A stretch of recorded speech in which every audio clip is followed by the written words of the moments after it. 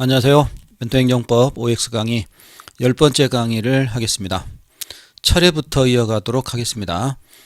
1번 부정한 수단으로 운전면허를 취득한 자에 대한 운전면허 취소는 가학상 철회에 해당된다. 철회가 되려면 후발적이어야 되죠. 후발적이어야 되는데 부정한 수단으로 운전면허 취득했기 때문에 이건 원시적입니다. 처음부터 잘못됐죠. 그러면 이것은 취소입니다. 철회가 되려면 음주운전과 같은 후발적 사유가 돼야 돼요. 그래서 틀렸죠. 이 표현을 보고 원시적인지 후발적인지를 잘 판단하셔야 됩니다. 2번 철회권 위반된 경우라도 수익적 행위 처리에 있어서 반드시 법의 근거 필요하다. 철회권 유보됐기 때문에 당사자가 모든 걸 알 수가 있습니다. 경고해 놓은 거죠. 그래서 우리가 처리할 때 법의 근거를 요하지 않듯이 철회권 유보 경우에도 미리 경고해 놨기 때문에 법의 근거를 요하지 않습니다. 틀렸죠? 3번 행정위 철회는 처분청만이 할 수 있고 감독청은 법률에 근거 있는 경우에만 처리할 수 있다. 맞습니다. 철회는 처분청만이 하죠. 감독청은 법의 규정이 없는 한 철회할 수 없습니다. 감독청은 법의 규정이 있을 때만 철회할 수 있죠. 맞는 말입니다. 네 번째, 명문의 규정 불문하고 처분청과 감독청 철회권 갖는다. 철회는 처분청만 갖지 감독청은 철회권을 갖지 못합니다. 이게 이제 직권시소와 차이나는 점이죠. 그래서 틀렸고요. 5번 수익적 행정에 대한 철회는 적법한 행위를 대상으로 하므로 직권시소보다는 신뢰보호가 더 크다고 할 수 있다. 직권시소는 위법한 행위를 대상으로 합니다. 그리고 철회는 적법한 행위를 대상으로 하죠. 위법했던 거를 뺏어가는 건 예상할 수 있었을 겁니다. 당사자가 불법을 저질렀기 때문에. 근데 철회는 적법했던 걸 뺏어가는 거기 때문에 신뢰보호 관점에서 문제가 아주 큽니다. 그래서 신뢰보호는 철회가 더 크죠. 직권시소가 신뢰보호가 큰 거 아닙니다. 하자 있는 걸, 잘못된 걸 행정청이 뺏어가는 건 감수할 수 있지만 적법했던 걸 뺏어가는 건 걔네한테 타격이 크기 때문에 신뢰보호는 철회가 더 크다고 봐야 되겠죠. 그래서 맞는 말이 됩니다. 네, 6번입니다. 철회 자체가 행정행위 성리를 갖는 것 아니어서 여기서 틀렸습니다. 철회는 수익적을 뺏어가는 또 하나의 행정행위, 행정처분이죠. 그러니까 우리 행정행위 파트에 이게 들어오는 겁니다. 그래서 또 하나의 행정행위가 갖는 것이 아니어서 틀렸고요. 여기서 절차법상의 처분 절차 적용해야 되는 건 아니나 또 틀렸네요. 절차법의 처분 절차 적용해야 됩니다. 수익적을 뺏어가기 때문에 신뢰보원칙이나 일반원칙 같은 일반원칙은 준수해야 된다. 그래서 일반원칙 준수는 맞습니다. 그래서 이 앞부분 이런 부분에서 틀렸죠. 넘어갑니다. 7번 행정일한 처분청은 처분 당시 별다른 하자 없었고 또 처분 후에 이를 처리할 별도 근거 없다면 사정 변경 이유로 효력을 상실케 하는 별개행위로서 처리할 수 없다. 틀렸죠. 사정 변경이 있다면 처리할 수 있다. 가능하죠. 그래서 후발적 사정이 클 때, 공익이 더 클 때 사정 변경 이유로 처리할 수 있으며 법의 근거 없이도 가능하게 됩니다. 틀린 말이죠. 8번 수익적 행위 철회는 법령에 명시 규정이 있거나 행정위 부관으로 철회권 유보되어 있는 경우 또는 원래 행위 전속실 필요가 없게 되는 사정 변경성이 있거나 또는 중대한 공익상 필요가 발생한 경우 등 예외적 경우에만 허용된다. 맞는 말이죠. 이런 경우에 이런 거 혼동되겠네요. 법령의 규정이 있거나 철회는 법의 규정 없어도 되는데 왜 법의 규정이 있어야 되냐 뭐 이런 말로 연결할 것 같은데 법의 근거 없어도 되지만 개별법에서 이러이러한 경우는 철회할 수 있다. 음주운전 혈중 알코올 농도 몇 % 이상은 면허 취소한다. 철회잖아요. 그 규정이 그렇게 처리할 수 있다는 말이 있으면 철회는 가능하다 이겁니다. 그런 규정이 없어도 철회가 되지만요. 그런 규정이 없어도 철회는 되지만 규정이 있다면 당연히 또 가능하고요. 또 부관 철회권 유보, 사정 변경 이럴 때 철회가 될 수 있는데 수익적을 뺏어가기 때문에 예외적인 경우에만 허용됩니다.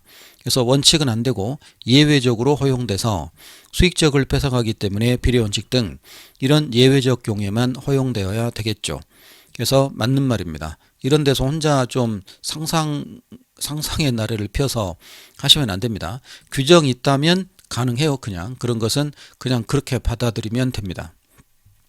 9번 이용료와 보유법에 따른 평가인정 취소는 철회에 해당되며 이용료와 보유법의 평가인정 취소가 철회에 맞습니다.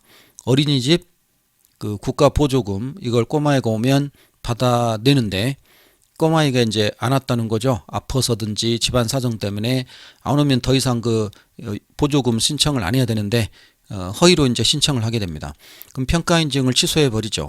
결국 그 국가 지원을 못 받기 때문에 어린이집 다 문 닫게 됩니다. 결국 그러니까 평가인증 취소하게 되면 문 닫게 될 수밖에 없는데 그건 후발적인 사유요 철회에 해당됩니다.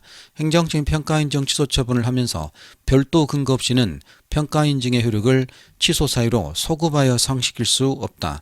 그렇습니다. 철회이기 때문에 소급하지 않고 장려율을 떼야 되겠죠. 맞는 말입니다. 그러니까 평가인증을 왜 취소하느냐 그걸 좀 생각하시면 간단합니다. 철회고 소급할 수 없다. 물론 법에 근거 있다면 소급할 수 있겠지만 그러지 않는 한 소급할 수는 없죠. 맞는 말입니다. 10번 판례입니다. 건축주가 토지 소유자로부터 토지 사용 승낙서를 받아 토지에 건축물을 건축하는 건초가 받았다가 착공에 앞서 건축주의 기책 사유로 해당 토지를 사용할 권리 상실한 경우 토지 소유자의 건초가 철회 신청 거부한 행위는 항고세 소송의 대상이 된다. 맞는 말이죠. 보통 우리가 땅을 사서 거기 땅이 소유자가 되고 거기다 건물을 짓겠지만 그 땅을 소유자가 판매를 안 한다는 거예요. 안 판다고 하니까 그 토지 소유자 승낙받아서 이제 임대료 주고 거기다 건물을 세우게 됩니다. 근데 이제 소유자는 건물 세우게끔 해줬지만 임대료를 받아야 될 거 아니에요? 토지에 대한 그 사용료를 받아야 되는데 건축주의 기책 사유로 그러니까 사용료 못 주는 거예요. 토지 그 사용료, 임대료 이런 걸 못 주니까 사용할 권리 상실했습니다. 계약이 파기당한 거죠. 그러면 이제 소유자는 내 건물에 돈도 안 준 애가 건물 짓고 있기 때문에 건초가를 철회를 해달라라고 요구를 합니다. 근데 행정청이 거부했죠. 그럼 이것은 소유자 입장에서예요. 토지 소유자 입장에서 항고소송 될 건지 되죠. 소유자 입장에서는 자기 땅에 이제 건물은 계약 파기됐으면 불법 건물이니까 철회 신청 요구했는데 행정청이 안 해줬다면 그건 소송 대상이 돼야 됩니다. 맞는 말이죠. 11번 사립학교 법인이 간헐적 허가받아 차입한 자금을 법인에게 수입 조치 아니하고 사립학교 법인이 그 은행이나 이런 데서 돈을 빌리면 차입하면 그 법인에게 수입 조치해야 된다는 말이 그 사립학교를 위해서 써야 됩니다. 사립학교가 엉뚱한 데 투자한 데다 돈을 쓰면 안 돼요. 사립학교는 돈을 빌리지만 극히 예외적인 겁니다. 사립학교가 돈 빌린 건 돈 빌려서 그 건물이 경매에 넘어가면 학생들 공부할 장소 없어지기 때문에 교육부 그 간섭을 받아야 되고 법인에게 수입 조치를 해야 됩니다. 근데 안 했다는 거죠. 그럼 본래 허가 용도 아닌 다른 용도에 사용했습니다. 지금 말씀드렸죠. 간헐적 기존 차금 허가 취소하는 경우 명칭에도 불구하고 철회당된 것으로서 그렇죠. 다른 데 썼다는 말은 후발적입니다. 처음에 허위 신청한 게 아니라 후발적으로 생긴 거니까 철회에 해당되는 것으로서 이 자금 차입허가 효력은 장래적으로 소멸한다. 그렇습니다. 장래적으로 살아서 이미 지급된 돈이나 이런 건 어쩔 수 없다는 거죠. 그래서 맞는 말이 됩니다. 기출은 없지만 아니지만 잘 기억해 놓으시기 바랍니다. 12번 행정이 기초가 되었던 사실관계 변경됐음 이유로 처리할 수 없다. 틀렸죠. 앞에 쓴 것처럼 사정 변경 이유로 처리할 수 있습니다. 13번 한 사람의 여러 종류 자동차 운전면허 취득하는 경우뿐만 아니라 이를 취소 정지함에 있어 서로 별개로 취급하는 것이 원칙이다. 수익적을 뺏어가기 때문에 별개 취급하는 게 원칙이고 그게 당사자에게 더 좋습니다. 그래서 맞는 말이죠. 근데 이제 예외적으로 관련이 있으면 전부를 취소할 수 있습니다. 맞는 말이죠. 14번 행정청 여러 종류 자동차 운전면허 취득한 자에 대해 운전면허 취소하는 경우 취소 사유가 특정 면허가 것이 아니고 다른 면허와 공통된 것이거나 운전면허 받은 사람에 관한 것일 경우 여러 면허 전부 취소할 수 있다. 예, 맞죠. 표현상으로 별 틀린 말이 없습니다. 15번 수익적인 처리하는 경우 이러한 처리를 다시 취소할 수는 없다. 틀렸죠. 이것이 수익적에 대한 직권 취소의 취소와 똑같은 논리입니다. 철회의 취소 다시 된다 안 된다? 되죠. 그러니까 수익적을 영업했죠. 철회를 했습니다. 그럼 영업 못하죠. 다시 취소해서 영업을 하게 해줍니다. 그럼 유리하죠. 그러니까 이건 할 수 없다가 아니라 할 수 있게 됩니다. 철회의 취소는 직권 취소의 취소, 수익적에 대한 직권 취소 취소하고 똑같이 생각하시면 됩니다. 그래서 틀린 말이죠. 실효가 있는데요. 실효는 단답형밖에 나올 수밖에 없습니다.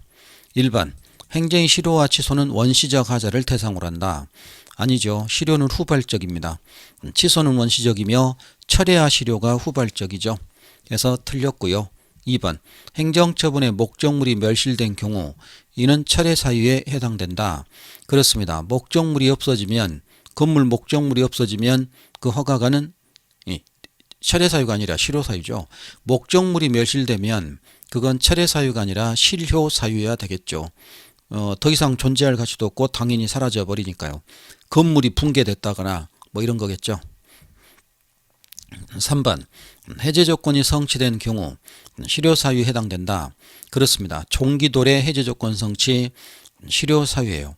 철회권 유보 부담 불이행은 철회 사유이고요. 맞고요. 4번 실효는 장래 향하여 당연히 소멸하는 것이므로 이에 대해서 분쟁으로 다툴 실익은 없다. 아니죠.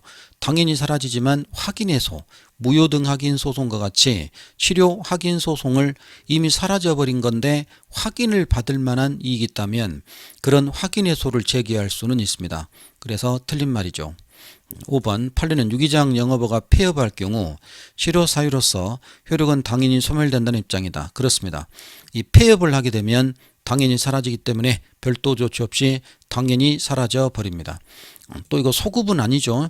실효니까 소급하지 않고 당연히 사라지게 됩니다. 맞는 말이죠. 자, 여기까지 행정행위 하자였고요. 비권력적으로 가는데 비권력적은 앞부분에서 조금만 그 개념을 잡으시면 내용이 상당히 쉽다는 걸 아실 거예요. 그래서 비권력적은 좀 쉽고 이러니까 여기서부터 이제 개별법까지 속도를 좀 내봐야 되겠습니다. 훨씬 쉬우니까 잘 좀 집중하시고 복잡하게 응용이 안 돼요. 비권력적부터는. 그러니까 좀 그 한마디 틀린 거 그거 탁탁 잡아내서 푸시면 됩니다.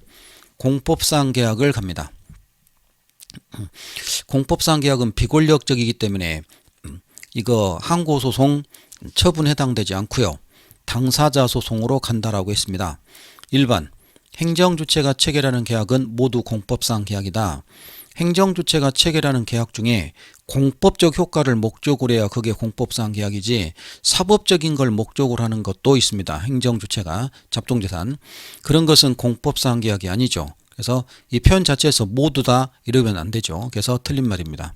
2번 다술에 따르면 공법상 계약은 당사자의 자유로운 의사의 합체여하므로 원칙적으로 법률유보 원칙이 적용되지 않는다고 본다. 맞아요. 그래서 공법상 계약은 비권력적이요 법률유보 필요 없습니다. 법률에 우위만 적용되죠. 우위만 적용되며 유보는 필요 없습니다. 지금부터 할 공법상 계약 행정지도 법의 근거 없어도 되죠. 비권력적이니까. 맞고요. 3번 공법상 계약은 행정주체와 사인 간의 체결만 안에만 체결 가능하며 행정주체 상호 간의 공법상 계약 성립할 수 없다. 아닙니다. 행정주체끼리 비용부담 협의 등 공공단체 비용을 지자체가 징수해 준다거나 그런 비용부담 협의 등 이런 걸 하게 됩니다. 그러면 공법상 계약이 성립할 수 있죠. 그래서 주체 상호 간에도 공법상 계약은 성립합니다. 틀렸고요. 4번 공법상 계약도 공행정 적용이므로 절차법이 적용된다. 우리나라 행정절차법에 공법상 계약 규정이 없습니다. 틀렸죠. 5번 현행 절차법은 공법상 계약 규정 두고 있다. 우리 절차법에 공법상 계약 규정 없습니다. 단답형 드립니다. 6번 공법상 계약의 일반적 절차 절차법상 공법상 계약 규정에 따른다. 절차법에 공법상 계약 없습니다. 자, 같은 문제죠. 지금 3개. 7번 판례는 고궁안내원의 채용계약을 공법상 계약으로 본다. 판례가 이것을 사법상 계약으로 봤습니다. 비혼 안내원들의 채용계약을 판례는 사법상 계약으로 봤죠. 틀렸고요. 8번 국립의료원 부설주차장 위탁관리용역 운영계약이 공법사항 계약에 해당된다. 힌트로 함정으로 아주 좋죠. 위탁관리용역 운영계약, 이 계약이란 말이 써졌기 때문에 공법상 계약 같지만 국립의료원 부설주차장 위탁관리용역 계약은 행정재산에 대한 사용수익 허가입니다. 행정재산에 대한 사용수익 허가로서 이것은 공법상 계약이 아니라 뭐였죠? 특허죠. 행정재산에 대한 사용수익 허가며 그건 특허에 해당되게 됩니다. 그래서 틀린 말이죠. 9번 계약직 공무원에 대한 계약을 해지할 때 절차 부배하여 근거하유를 제시해야 된다. 이것도 이제 이유 제시에서 아주 중요한 내용이 되죠. 최근까지 많이 나왔습니다. 이유 제시를 우리 판례가 권력적인 처분 절차에서만 이유 제시하면 되는 거지 이런 비권력적일 때는 이유 부기를 할 필요 없다고 보고 있습니다. 그래서 계약직 공무원 계약 해지할 때 이것은 비권력적 작용 해지입니다. 그래서 이유 제시할 필요 없다는 것이 판례죠. 최근에도 나왔고요. 이유 제시를 권력적에만 한정되는 것이 판례 입장입니다. 틀렸습니다. 10번 지방자치단체를 당사자는 계약이라는 법률에 따라 지자체가 당사자가 되는 이른바 공공계약은 키워드가 이겁니다. 공공계약이에요. 이 공공계약은 사인 간의 계약과 다를 바 없다. 맞습니다. 공공계약을 판례는 사법상 계약으로 보고 있습니다. 공공계약을 판례는 사법상 계약으로 보고 있죠. 이 공공계약 도급계약이죠. 청사 지어달라거나 그렇게 하면서 이 도급계약 이런 것들입니다. 그걸 판례가 사법상 계약으로 보고 있죠. 그래서 맞는 말이 되겠습니다. 11번 갑니다. 지방재정법에 따라 지자체가 당사자 되어 체결하는 계약에 하는 분쟁은 행정소송으로 다투어야 된다. 지금 이 표현이 있습니다. 지방재정법에 따라 지자체가 당사자가 되는 이런 표현이 나오면 거의 90%가 사법상 계약이에요. 사법상 계약이고 공법적 계약인 것은 거의 없다고 봐도 됩니다. 한두 개 있는데 재정법에 따라 지자체가 되는 계약 이런 지문들은 출제자가 어떤 사건인지를 언급도 해주지 않으면서 이렇게 그냥 지방재정법 어쩌고저쩌고 이런 말 씌고 나와서 행정소송인지 민사인지 이런 걸 물어봅니다. 근데 판례 이런 경우 대부분 사법관계 민사소송으로 가야 됩니다. 틀렸죠. 일단 이런 건 사법으로 몰아붙이시고 공법 몇 개만 공부하시면 됩니다. 기본서에 정리가 되어 있습니다. 12번 사회기반 시설에 대한 민간투자법상 민간투자사업의 사업시행자 지정은 공법상 계약이 아니라 행정처분에 해당된다. 이거 맞는 말이죠. 춘천 민자고속도로 민간투자사업 사업시행자 지정이 민자고속도로 사업자 지정입니다. 마치 손실보상에서 토지 수용 사업 인정해 주듯이 이 사업자 지정은 권력적인 일방적 처분이기 때문에 공법상 계약이 아니라 행정처분이 됩니다. 맞는 말이죠. 일단 이런 것이 사법관계를 하면 안 되고요. 당사자 공법상 계약이 아니라 행정처분이 된다는 걸 아셔야 됩니다. 이것도 이제 구급 기출이고요. 맞는 말입니다. 13번 채용계약상 특별한 약정이 없는 한 지방계약직 공무원에 대하여 지방공무원법 징계소청 규정에 정한 징계 절차하지 않고는 보수 삭감할 수 없다. 계약직 공무원이라 해도 징계 절차를 따르고 보수 삭감해야지 안 따르면 안 된다라는 것이 판례 입장이죠. 일종의 법률 우위 그런 걸 적용하라 이겁니다. 맞는 말이죠. 14번 중소기업혁신촉진법상 중소기업 정보화 지원 사업에 따른 지원금 출원을 위하여 중소기업청장이 체결한 협약은 공법상 계약에 해당된다. 맞습니다. 그래서 중소기업들이 정보화 사업을 하게 됐다 하면 그걸 신청을 하면 그 업체 지정했습니다. 도전 넥스트라는 업체 지정을 했고 그 업체가 가서 이제 중소기업 정보화 사업을 도와줍니다. 근데 그 협약을 맺고 그 업체가 나중에 이제 부도나거나 그렇게 하게 되면 협약 해지 지원금 환수 통보합니다.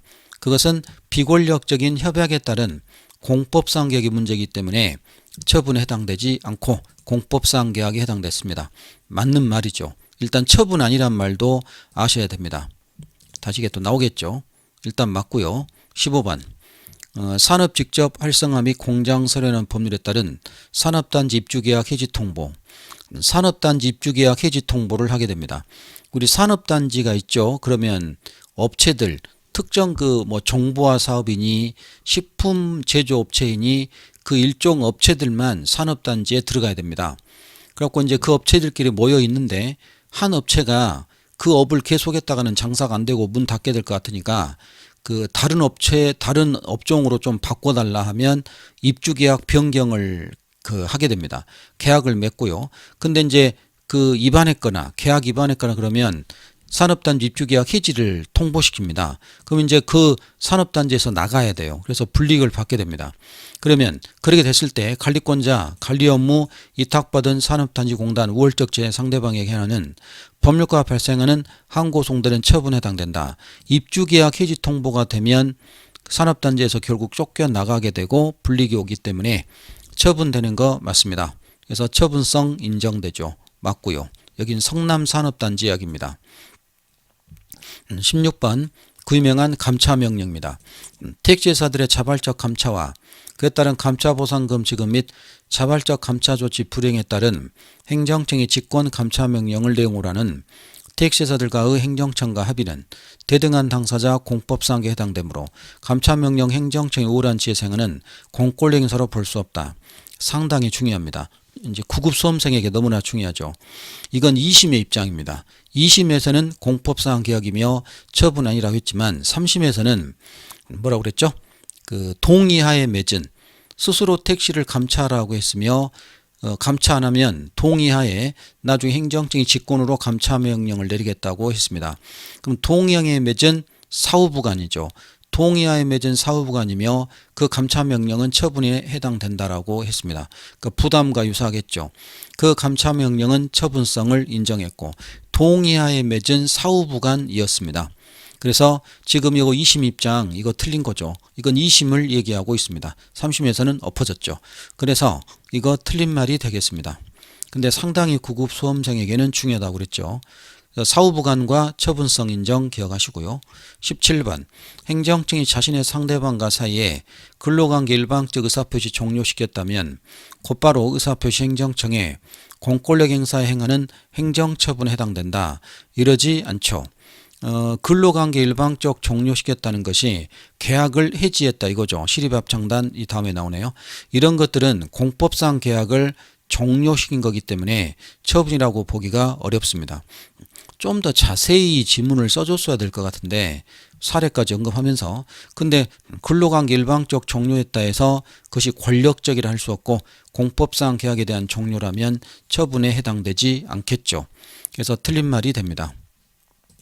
18번 광주광역시 시립합창단원으로서 이촉 기간 만료된 자들의 제2촉 신청에 대하여 광주광역시 문화예술관장이 실기와 근무 성적에 대한 평정을 실시하여 제2촉하지 아니한 것은 항고송 대상이 되는 불합격 처분에 해당된다.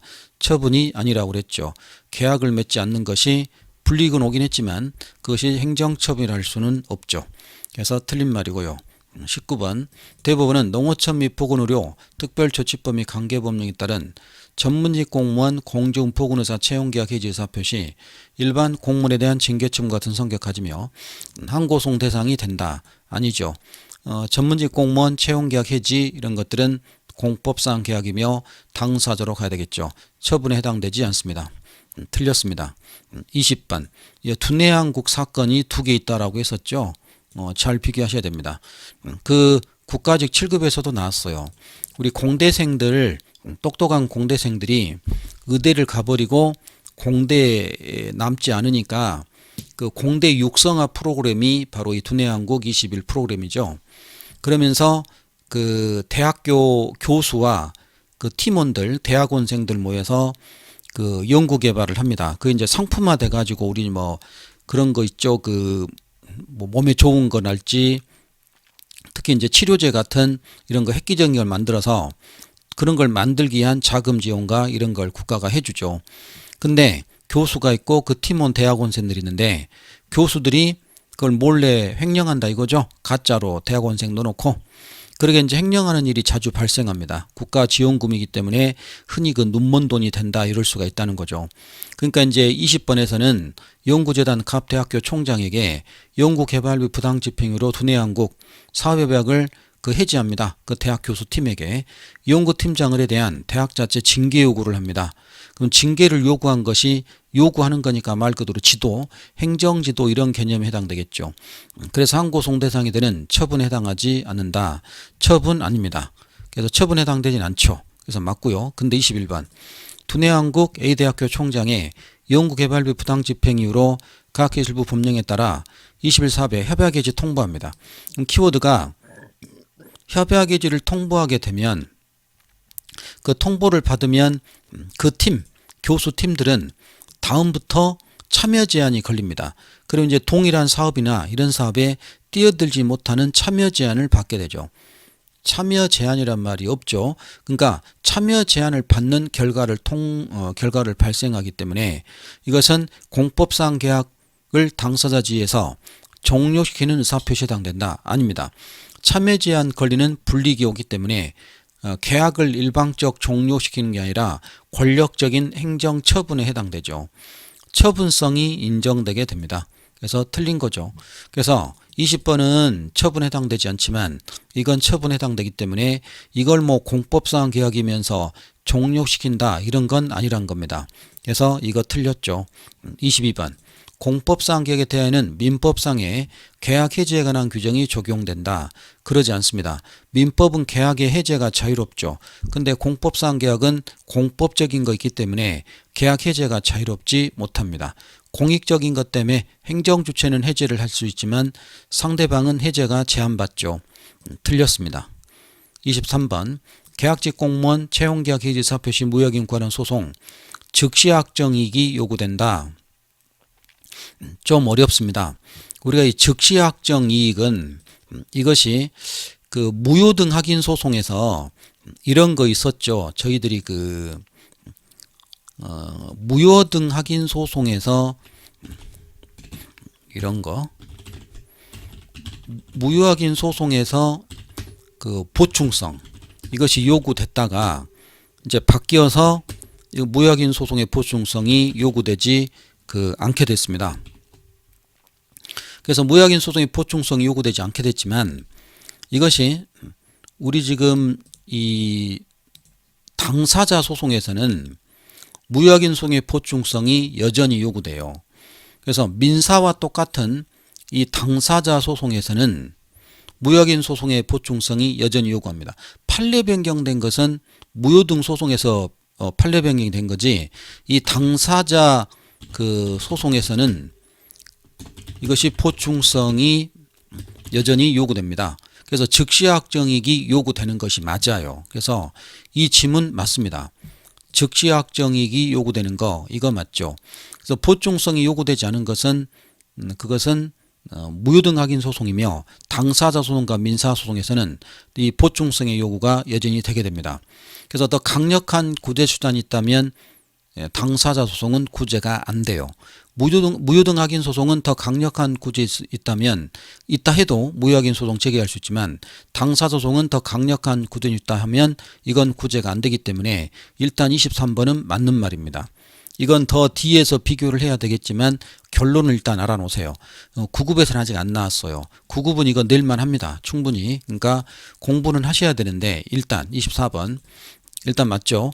24번 공법상 계약 무효 확인 권한 당사소송 청구는 당해 소송에서 추구하는 권리구제를 위한 다른 직접적 구제 방법이 있는 이상 소송 요건 구비하지 못한 이 법안 청구다. 그래요. 당사자 소송에서는 여전히 무효 확인 소송의 확인에서 후 보충성이 요구돼요.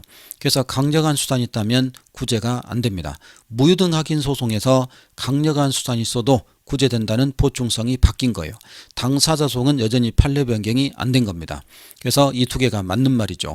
좀 수준 있는 말인데 이거 맞는 말이 됩니다. 아셔야 됩니다. 아마 마지막 최종 정리 때 이런 걸 다 다루게 됩니다. 이건 좀 어려워서 이해는 하시겠지만 평상시는 좀 안 하고 있다가 마지막에 그냥 알고 들어가서 나오면 맞고 안 나오면 그냥 넘어가는 식으로 하는 게 좋아요. 미리미리 할 필요는 좀 없습니다. 일단 근데 알아놔서 나쁠 건 없겠죠. 그래서 맞고요. 행정지도로 가겠습니다. 1번 행정지도 법조효과 발생을 목적으로 하는 의사표시다. 지도는 법조효과를 목적으로 하지 않죠. 단순한 사실상의 결과 발생 목적으로 하는 비권력적 사실행위에 불과합니다. 그래서 틀린 말이고요. 2번 지도는 성질상 비권력성 맞고요. 임의적 작용이기 때문에 맞아요. 조직법 작용법의 근거는 필요 없다고 본다. 아니죠. 여기서 틀렸네요. 작용법의 근거 필요 없는 거지 모든 것들이 조직법의 근거는 어떤 작용이든 다 요구됩니다. 그래서 조직법적 근거는 필요하죠. 틀렸고요. 조직법은 권력이든 비권력이든 묻지 않고 어떤 경우든 다 근거가 필요합니다. 틀렸습니다. 3번 행정지는 작용법적 근거 필요하지 않으므로 비리원칙과 평등원칙에 구속되지 않는다. 틀렸죠. 작용법의 근거 요하지 않는 건 맞습니다. 근데 비례 평등의 원칙을 구속을 받게 되죠. 이게 뭐예요? 법률 우위가 적용되죠. 그래서 지도 비권력적이지만 유보는 필요 없다 해도 우위는 적용되기 때문에 비례 원칙과 평등의 원칙에 따른 구속을 받게 됩니다. 그래서 틀린 말이 되죠. 4번 금융기관 임원에 대한 금융감독원장의 문책경고는 상대방 권리무에 직접 영향을 미치지 않으므로 소송되는 처분에 해당되지 않는다. 라고 해서 문책경고는 처분에 해당됩니다. 문책경고 받으면 그 금융기관 임원이 다음부터 이제 그 임원 되는데 제한을 받죠. 몇 년간 제한받거나 이러게 됩니다. 우리 뭐 경고받고 그러면 나중에 승진 대상에서 제외되거나 막 이런 게 있죠. 그러면 처분에 해당될 수 있습니다. 틀렸고요. 5번 강제성 띄지 않는 지도로 인하여 손해 발생한 경우 행정적인 손배 책임이 있다. 일반적인 강제성 띄지 않는 지도로는 손배 책임이 없죠. 일반적인 지도는요. 틀렸고요. 6번 지도는 비권력적 사실이므로 지도가 그 한계 넘어 규제적 구속적 성격을 강하게 갖는 경우를 하여 헌법소원 대상이 되는 공권력 행사에 해당한다고 볼 수 없다. 틀렸죠. 규제적 성격을 강하게 가져서 불이익을 줄 때 그때 헌법소원 대상이 되는 공권력 행사에 해당된다고 볼 수 있습니다. 틀렸고요. 7번 판례에 따르면 세무당국이 주류거래를 일정 기간 중지해 줄 것을 요청한 행위는 항고송 대상이 된다. 주류거래 중지 요청은 행정지도에 불과하죠. 그래서 단수처분 또는 직접 물을 자르거나 이런 것들은 처분되지만 이 요청한 행위는 지도에 불과해서 소송 대상이 될 수 없습니다. 틀렸습니다. 8번 절차 부분 지도는 반드시 서면으로 하고 서면에 틀렸네요. 반드시 서면으로 할 필요 없습니다. 그래서 지도 서면 구도 다 가능하죠. 일단 틀렸고요. 서면에는 지도 취지 내용 기재하도록 규정함으로써 명확성을 요구하고 있다. 명확성을 요구하는 건 맞겠지만 반드시 서면으로 한다는 말 이거 틀린 말이죠. 9번 지도 목적 달성에 필요한 최대한도의 조치 여기서 틀렸네요. 지도는 최소한에 그쳐야 됩니다. 그래서 비리원칙 최소한의 그치라는 비리원칙이 적용되죠. 다만 지도 상대방 의사에 반하여 부당하게 강요해서는 아니 된다. 뒤에 말은 맞아요. 근데 앞부분 최대한이라 최소한으로 가야 되기 때문에 틀린 말이죠. 10번 교육인적 자무장관의 국공립 총학정에 대한 학칙 시정 요구는 대학 총장 임의적인 협력을 통하여 살상효과 발생 시기는 행정지도 일종으로 헌법소원 대상이 되는 공권력 행사라고 볼 수 없다. 틀렸죠. 국립대 총장들에게 그 경북대 총장이 학칙을 강화하는 그 학칙을 만든 교수들이 있기 때문에 교수의 역할을 강화하는 학칙을 경북대 교수들이 만들게 됩니다. 그런 학칙을 만들도록 왜 방치했냐 하면서 교육부 장관이 총학정에 대한 학칙 시정 요구가 됐을 때 그럼 학칙을 바꾸게 됐을 때 그 교수들 입장에서는 학칙 시정을 하게 되는 불이익이 오기 때문에 헌법소원 대상이 되는 공권력 행사에 해당된다라고 해야 됩니다. 틀린 말이죠. 할 수 없다. 틀린 말입니다. 11번 지도 상대방은 지도 내용에 동의하지 않은 경우 이를 따지 않을 수 있으므로 지도 내용 방식에 대해 의견 제출권을 갖지 않는다. 아닙니다. 의견 제출권 갖게 됩니다. 뭐 의견 제출이야 뭐 자유롭게 해줘야 되겠죠. 그래서 틀린 말. 12번 지도 상대방은 당의 지도 방식 내용 등에 관하여 지도를 한 행정기관의 상급청에게 기관에 의견 제출할 수 있다. 상급이 아니죠. 당의 행정청입니다. 당의 행정청에 의견 제출을 하게 되죠. 여기서 상급이 나오지는 않아요. 틀렸습니다. 지도 의견 제출은 지도를 한 행정청이 해야지 상급청이 갑자기 나올 리는 없어요. 그래서 틀린 말입니다. 13번 국가배상법이 정한 청구 요건인 공무원의 직무에는 권력적 작용만이 아니라 지도와 같은 비권력적 적용도 포함된다. 그렇습니다. 비권력적인 것도 국가배상의 직무행위에 해당되죠. 맞고요. 14번 지도가 강제성 띠지 않는 비권력적 작용으로서 지도 한계를 탈하지 않았다 하더라도 상대방 어떤 손해 발생했다면 그 손배 책임을 진다. 비권력적 작용이며 일반적인 한계를 탈하지 않는 일반적 지도만 가지고는 손배 책임을 부담하지 않죠. 그런 범위를 넘었거나 지도 범위를 넘었을 때 그때에만 손배 책임을 부담하게 되죠. 그래서 틀렸고요. 15번 지도가 단순한 지도 한계를 넘어 규제적 구속적 성격 상당히 강하게 갖는 경우라도 헌법소원 대상이 되는 공권력 행사라고 볼 수 없다. 규제적 구속적 성격을 강하게 갖게 되면 현재 헌법소원 공권력 행사에 해당된다고 볼 수 있죠. 틀렸습니다. 많이 나왔던 지문입니다. 16번 지도는 상대방 국민의 임의적 협력을 구하는 비권력적 행위로 국가배상법상의 직무행위에 해당되지 않는다. 아까 했습니다. 직무행위에 해당되죠. 그리고 위법성도 인정됩니다. 근데 자발적인 협조를 동의를 구했다가 손해 청구하는 것은 인과관계 단절되기 때문에 국가배상이 현실적으로 어렵지만 직무는 되며 공무원의 위법행위에도 해당될 수 있습니다. 일단 직무는 되죠. 틀렸고요. 17번 행정기관 위법한 지도로 이 17, 18번이 엮여진 문제입니다. 같은 판례인데 이걸 따로따르게 출제한 겁니다. 강화군에서 A라는 사람이 어업면허 받아서 그 양식장 공사를 하려고 했는데 강화군이 거기에 간척사업을 하게 될 업체를 선정해야 되니까 어업면허 공사를 미뤄달라라고 지도를 했고요. 그 상대방은 따랐다는 겁니다. 근데 이후 강화군에서 간척사업을 할 업체가 나타나지 않아 가지고 못하게 됐죠. 그러면 이제 그 간척사업 못하게 되니까 어업면허 공사할 사람이 제때 못해서 피해를 본 거, 우리 어업할 때 계절 이런 게 중요하잖아요. 그래서 피해 본 거에 대해서 손해배상을 해줘야 됩니다. 근데 그 어업면허 받은 사람이 그 사이에 그 어업면허 사업장을 다른 사람에게 팔았다는 거예요. 그래갖고 이득을 또 얻었습니다. 그러면 그 손해배상 해줄 돈과 판 돈에 대한 그 금액을 상계할 수 있는지, 손해배상금 받을 거 있는데 판 돈이 있어서 돈이 또 들어와서 이득 얻었다면 손해배상금과 상계할 수 있느냐? 안 된다 이거죠. 그래서 이게 틀린 겁니다.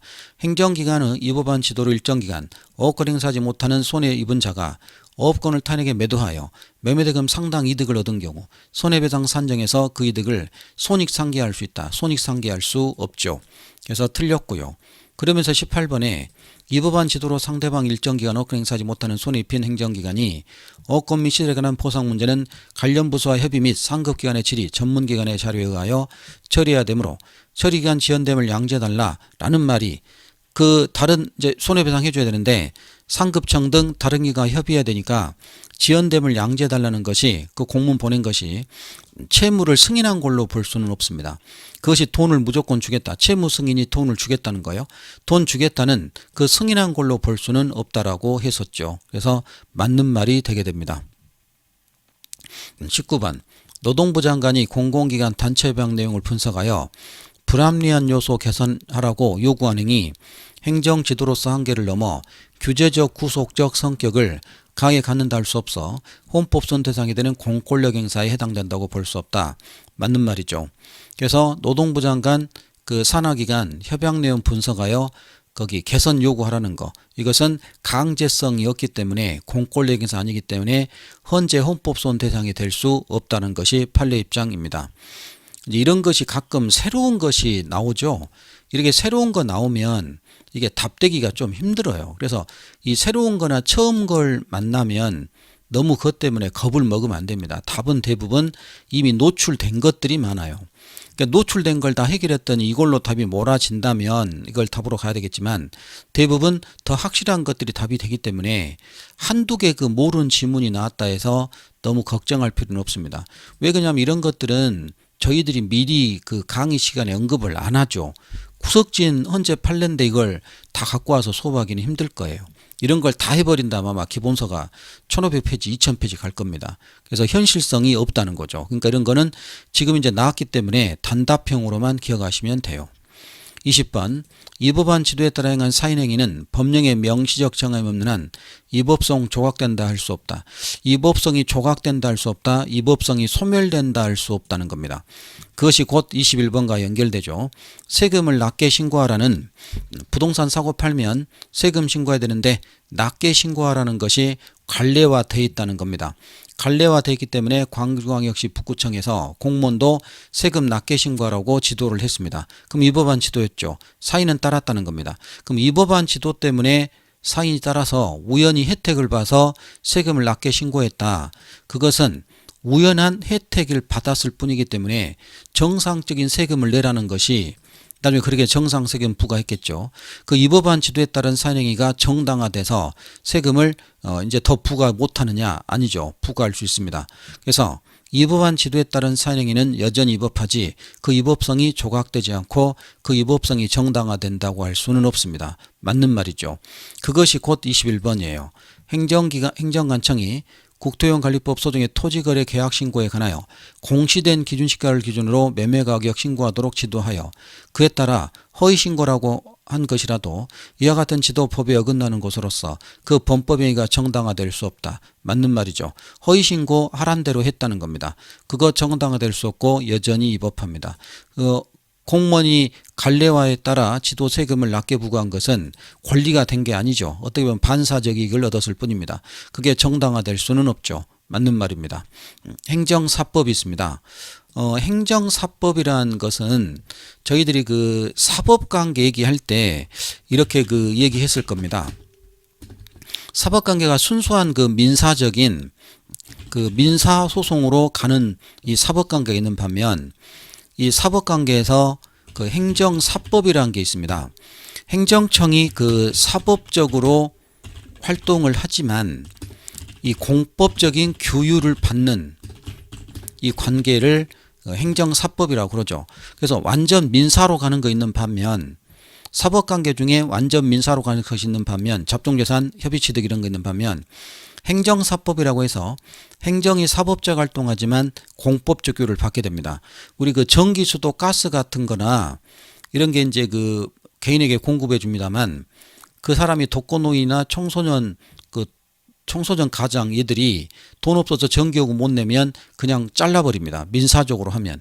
국가가 이렇게 사법적 활동을 한다고 해서 약자를 그렇게 무시해버리면 안 되겠죠. 할머니 혼자 살고 계시는데 전기수도 잘라버린다. 그럴 수는 없습니다. 각가지 공법적 규율을 받아야 됩니다. 그래서 사법관계 중에 순수한 민사적으로 가는 거는 반면 사법관계 중에 행정사법이라 해서 공법적 규율을 받아서 행정이 사법으로 도피하는 행정이 그 사기업처럼 되는 걸 막기 위한 겁니다. 행정사법은. 그래서 행정이 그 사법으로 도피하는 것을 방지하기 위해서 등장한 것이 행정사법이죠. 그러나 이 행정사법은 사법관계이기 때문에 민사로 갑니다. 이 분쟁은 민사소송으로 가는 거지 이 행정사법을 다시 당사자 소송이나 이런 걸로 가진 않아요. 그래서 행정사법이 사법관계에서 파생된 겁니다. 그래서 사법관계는 민사로 간다고만 했지만 행정사법을 들고 와서 사법활동 중에서도 공법적 규율을 받는 이런 관계를 행정사법이고 행정사법으로 도피하는 걸 방지할 거며 전기, 수도, 가스 같은 국민생활이 없어서 안 될 그런 최소한의 조치를 해주는 겁니다. 행정사법에 대한 분쟁은 민사로 가는 거지 행정사법을 뭐 당사자니 이런 데로 가면 안 된단 말이죠. 그래서 사법관계에서 파생된 것이 민사와 달리 행정사법이 있다. 특징이 이렇다라는 걸 좀 간단히 하면 되는데요. 최근에 이 시험이 거의 안 나왔어요. 그래서 2010년 이후에 거의 안 나와서 보통 저희들이 강조를 하지 않죠. 그냥 한번 이렇게 보는 겁니다. 요즘은 많이 안 나오고 있어요. 일단 1번 행정사법에 대한 분쟁이 있는 경우 행정소송만이 가능하다. 행정사법의 분쟁은 사법관계에서 파생된 거기 때문에 이런 건 민사로 갑니다. 틀렸고요. 2번 행정사법관계에서 개인이 자신의 권리 침해된 경우 행정소송이 있어 당사소송에 의하여 구제받는다. 민사입니다. 민사로 구제받지 당사자 아니에요. 틀렸고요. 3번 급부행정이나 경제지도행정령에 있어서 행정주체 당해 작용 수행 법적 형식에 대한 선택 가능성 없는 경우에도 행정사법 인정될 수 있다. 선택 가능성 없는 경우는 권력적입니다. 선택 가능성 없는 경우가 법대로만 따라야 되는 권력적인 거예요. 행정사법은 선택 가능성 있는 비권력적인 사법적인 경우에 인정됩니다. 표현이 좀 어렵죠. 선택 가능성 없는 경우는 우리가 세금 부과의 명령장 등 권력적일 때가 선택 가능성이 없습니다.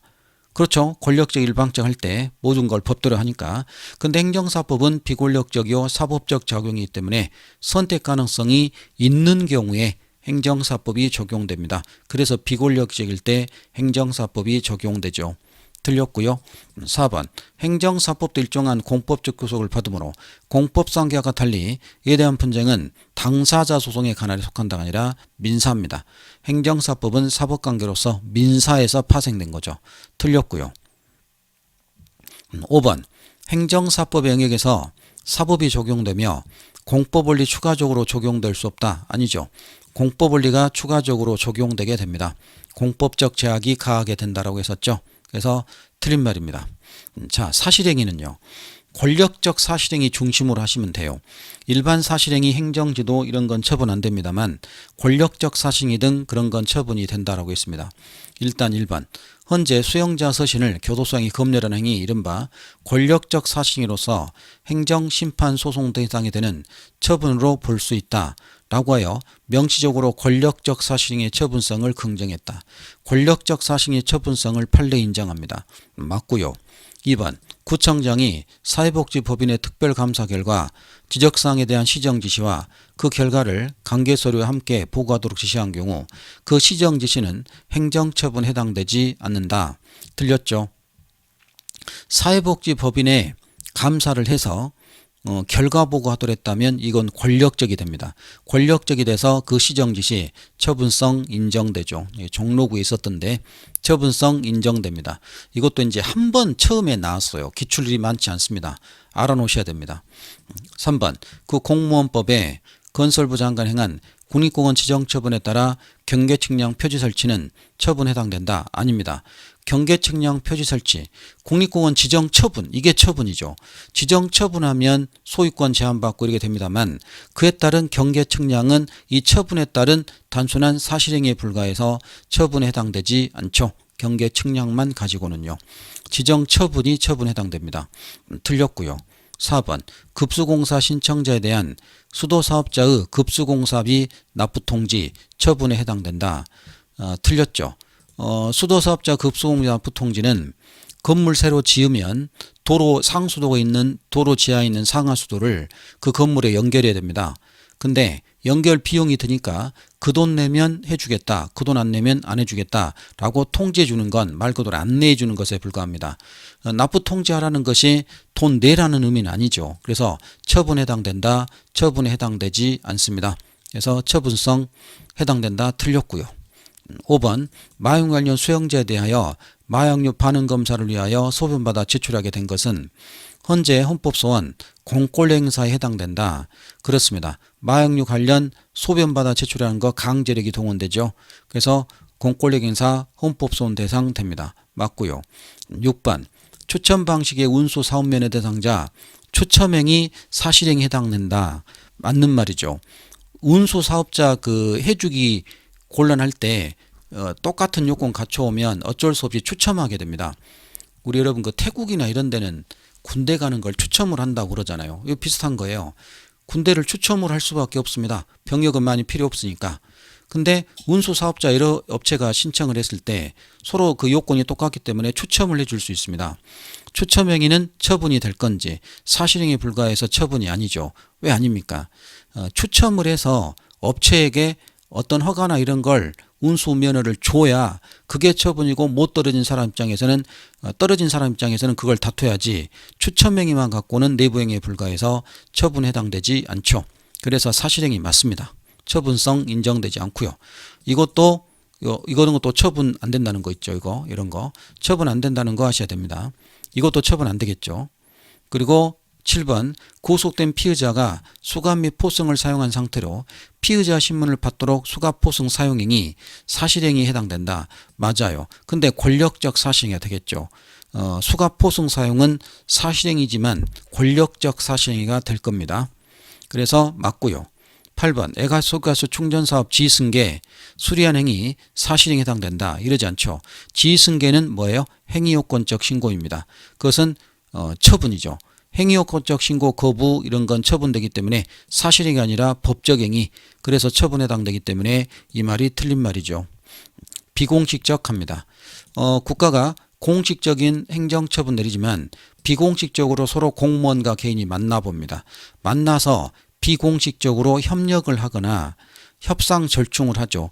우리 옛날에 그 밀양 송전탑 전기 송전탑 한다 하니까 그 할머니 분들 노인분들 인생 마지막 거기서 살려고 하는데 송전탑에서 그 막 소리 나고 웅 소리 나고 병 걸린 사람 많으니까 막 반발하고 하니까 주민들과 그 공무원이 협상 타협을 해봅니다. 설치는 해야 되겠는데 주민들에게 이주대책 마련해 주겠다. 다른 데 가서 살게 해주겠다. 그러니까 이제 할머니들이 평생 고향인데 또 어디로 가란 말이냐 하면서 막 반발했지만 충분한 돈도 주고 그런 집도 새로 지어주고 이러니까 협상 타협을 해서 많이 그 설득을 했습니다. 실제로 그 송전탑 이럴 때 그때 하는 것이 비공식 작용이에요. 법적 구속력 없이 만나서 협상 타협을 해보는 겁니다.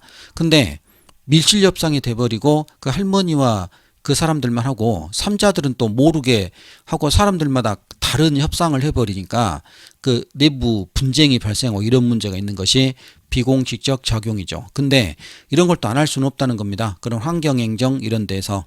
그래서 1번 갑니다. 비공식적 작용은 행정기관과 사인과 행해지기 때문에 그 사인과 3자 지보장에 적합한 형식이다. 아닙니다. 3자에게는 적합하지 못하죠. 밀실협상이 돼서 3자가 소외되는 문제가 있기 때문에 3자에게 지보장 안 좋죠. 너무 오래된 지문만 기출만 많죠. 최근에 거의 안 나왔어요. 2번 비공작용은 행정법의 일반 원칙에 의한 구속받는다. 어떤 작용이든 일반 원칙에 구속받는 건 다 동일합니다. 맞고요. 3번 비공작용은 노력 비용 등 많이 소요되는 문제점이 있다. 아니죠. 노력 비용 등을 줄이는 장점이 있습니다. 협상을 해버리고 막 갈등 빚고 이러면 경찰 오고 뭐 할머니들 몸 들여야 되고 그러니까 여경들 오고 복잡해졌었죠. 그러니까 협상을 해서 비용 등을 많이 줄이는 이런 문제점이 장점이 있는 거지 이게 문제점인 건 아니에요. 틀렸고요. 4번 비공작용은 당사자 협의 등에 의하여 행정목적 달성이 원만하게 이루어지는 경우 법적 분쟁 회피 경감 장점이 있다. 이게 맞다는 거죠. 원만히 해결하니까 법적 분쟁을 회피하는 그런 장점이 있게 됩니다. 맞아요. 5번 비공작용은 이해관계 있는 3자에게 유리하게 작용할 가능성이 많다. 3자는 좌우지간 안 좋습니다. 여기서도 그랬죠. 3자에게 안 좋을 수 있는 것이 비공식적 작용입니다. 틀렸습니다. 여기까지 비공식적, 비권력적이었습니다. 행정개혁은 다음 시간에 이어가야 되겠죠. 이 시간에서 마치고요. 복습을 많이 하시기 바랍니다. 수고하셨습니다.